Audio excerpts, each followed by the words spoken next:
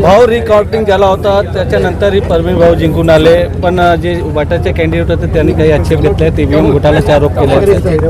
मला वाटतं बडबड करण्यापेक्षा आणि निराधार खोटे आरोप करण्यातच त्यांना मजा वाटते, परंतु त्यांची ही मजा लोकांनी त्यांना सजा दिली तरी सुधारायचं लक्षण नाही.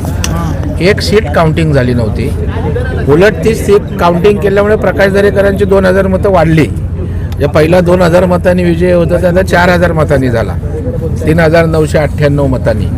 त्याच्यामुळं काउंटिंगच्या सीटचं हे होतं आणि त्यामुळे सगळ्या पुन्हा रिकाउंटिंग केली आणि त्याच्यामुळे 4000 मतांनी प्रकाश दरेकर विजयी झालेले आहेत. आता रडीचा डाव खेळले नाहीत तर ती उभाटा कसली, आणि त्यामुळे रडीचा डाव त्या ठिकाणी आक्षेप गोंधळ धिंगाणा घालणं हे त्यांचा स्थायी भाव झाला आहे. परंतु आम्ही खूप पेशन्सली आम्ही मुंबईकरांना जबाबदार आहोत, त्यांना आरडाओरडा करायचा ते करत राहू.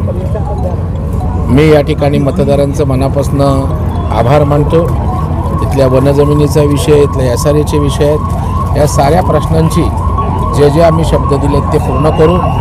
मी या निमित्तानं राज्याचे मुख्यमंत्री उपमुख्यमंत्री यांना धन्यवाद देईन. त्यांच्या विकास कामाला लोकांनी मत दिलं आहे, त्यांनी जो विश्वास दिला त्याला मत दिलेलं आहे. या ठिकाणी स्थानिक नगरसेवक बाळकृष्ण ब्रीद होते, शिवसेनेचे शाखा प्रमुख प्रकाश पुजारी होते, आमच्या BJPचे निकेश तळेकर, सागर भालगरे, त्याचबरोबर रमेश आंबोरे, रमेश गायकवाड, या सगळ्या आमच्या महायुतीच्या घटक पक्षांनी एक दिलानं एक जीवानं काम केलं आणि त्यामुळेच प्रचंड अशा प्रकारचं यश इथल्या तीन नंबर प्रभागातील जनतेनं दिलं आहे.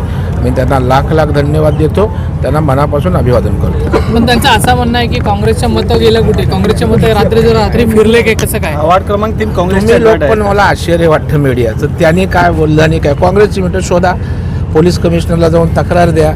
तुम्ही नको ते बेसलेस प्रश्न त्यांचे घेऊन तेच करताय. आता मुंबईकरांसाठी काय करणार विचारा, तुमचं मुंबईचं व्हिजन काय विचारा. हे असेच रडतराव आहेत, सगळे रडतराव आहेत, रडण्यापलीकडे काही करणार नाही आहेत आणि आता तेच बॉम्बा मारत फिरणार. म्हणजे त्यांना पराभव मागेच दिसला होता 2 दिवसापूर्वी, म्हणून त्याने ती कॅसेट चालू केली होती काल परवापासून, ती आता वाजवत आहे. त्याच्या पलीकडे काय? तुम्ही म्हणालात की 2000 मतांचं जरी रिकाउंटिंग करून जरी तुमची मतं वाढली, पण कुठेतरी गोंधळ आहेच ना. म्हणजे गोंधळ नाही, त्यांची एक सीट राहिली होती 3 नंबरच्या ऐवजी, काय गोंधळ काउंटिंगमध्ये काहीच नव्हता. उलट ती सीट राहिल्यामुळे आमचंही नुकसान होत होतं. आम्हीच आक्षेप घेतला असता, परंतु त्यांनी घेतला आणि लोकशाहीमध्ये आक्षेप घ्यायचा अधिकार आहे. त्यांनी आक्षेपाचं त्या ठिकाणी सन्मान राखला आणि जो झाला आहे तो रितसर निकाल झालेला आहे. आता उद्धव ठाकरेकडे ते तक्रार करणार आहेत, त्याच्यानंतर पुढची तेच काय होतं चांगलं. बाकी विचारा काय, तुम्हाला काय दुःख वगैरे झालंय का असं? भाऊ तुम्ही काय सांगणार, तुम्ही जिंकलेलं पैसे अरे आरोपाला अक्कल लागत नाही. जर लोकांना वाटलं असतं तर लोकांनी मतपेटीत केलं असतं ना. लोकशाहीमध्ये आपण कोणाला या ठिकाणी करतो, मतदारांना आपण महत्त्व देतो ना, की मतदारांना मूर्ख समजतात. त्याच्यामुळं जिंकल्यावर ना माणसाने मोठ्या मनानं पराभव स्वीकारायचा असतो, परंतु दुर्भाग्य आहे की त्यांना तशा प्रकारचे संस्कार नाहीत. आता मी त्या पराभूत उमेदवाराला बॅड लक करून स्पोर्टिंगली सांगत होतो, तर असेच तुम्ही बोलताय तसेच ती बडबड करत होती. आता तुम्ही तोच विषय पुढे घेऊन चाललात. म्हणजे मला वाटतं की जो लोकशाहीत मतदारांनी दिलेला कौल हा तुम्ही मी सगळ्यांनी स्वीकारला पाहिजे आणि निराधार आरोप करायला काय अक्कल लागत नाही. मी उद्या काही बोलू शकतो, परंतु जिंकला तो आपण स्वीकारलं पाहिजे. पूर्ण मुंबईमध्ये जे निकाल आला त्याच्यावर काय सांगाल? पूर्ण मुंबईमध्ये जे निकाल आला अतिशय चांगला निकाल आला आणि मुंबईकरांनी लँडस्लाईड विक्टरी द्यायचं त्या ठिकाणी ठरवलेलं आहे आणि त्याच्यामुळे मुंबईकरांच्या ज्या अपेक्षा आहेत त्या देवाभाऊंच्या नेतृत्वाखाली आणि शिंदेसाहेब पूर्ण प्रत्येक मतदार केंद्रावरती अजूनही 4 वॉर्डचे मतदान अजूनही बाकी आहे, त्यामुळे निकाल फिरू शकतो. नाही, आता क्लिअर कट निकाल होत आहेत. पहिली पद्धतीने आताच्यात फरक आहे.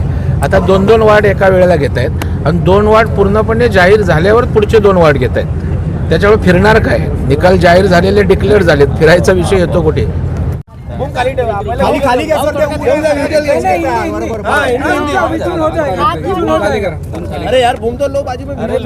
क्रमांक 3 का नगरसेवक बनने के बाद जो प्रभाग में स्वच्छता होने मांगती है, प्रभाग में रास्ता होना मांगता है, जो गटर वाटर मीटर तो होना ही मांगता है, लेकिन उसके अलावा वो प्रभाग के जनजीवन में बदलाव लाने के लिए मेरी सोच है।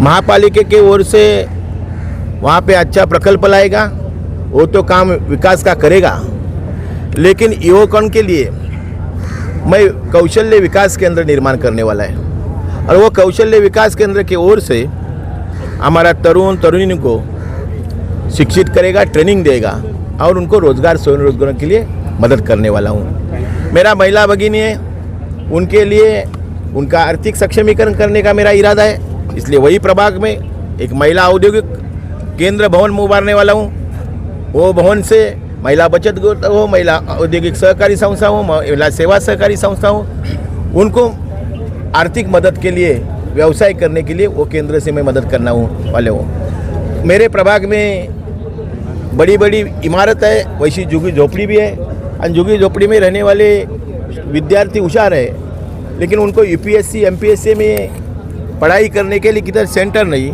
मेरे प्रभाग में यूपीएससी एमपीएससी का मैं सेंटर बनाने वाला हूँ, और मैदान चाहिए, जो सेवा सुविधा कॉमन पब्लिक करके गटर वाटर मीटर तो मैं कहीं करेगा ही, लेकिन ये मुंबई शहर में एक अच्छा प्रभाग, आणि मुंबई प्रवेश द्वार में अपना प्रभाग है। मुंबई शहर में आने के बाद अपने को फील होना मांगता है कि इंटरनेशनल सिटी में अपन आया है, इसलिए मैं दहीसर 1 लाख पे अच्छा प्रवेश द्वार बनाने वाला है, और वो प्रवेश द्वार में छत्रपति शिवाजी महाराज और राज्य घटनाकार डॉक्टर बाबा साहेब आंबेडकर का भव्य दिव्य पुतला उभारने का मेरा मानस है। सर, जे allegations केलेले आहेत त्याबद्दल